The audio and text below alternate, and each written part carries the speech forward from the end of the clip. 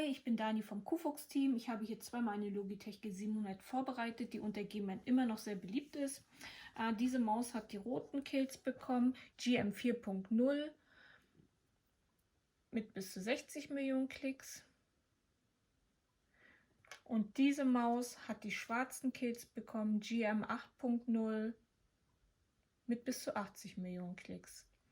Die roten sowie auch die schwarzen Kills haben im Inneren einen gitterförmigen Goldkontakt, um dem Doppelklick vorzubeugen. Vom Gefühl her sind die schwarzen aber softer als die roten. Daher habe ich jetzt die beiden Mäuse auch mal zum Demonstrieren hier vorbereitet, damit ihr mal hören könnt, wieso der Unterschied ist. Hier die mit den roten Switches, Kill GM 4.0 mit 60 Millionen Klicks. Und die Kills GM 8.0 mit bis zu 80 Millionen Klicks. Ich hoffe, ihr konntet einen Unterschied hören.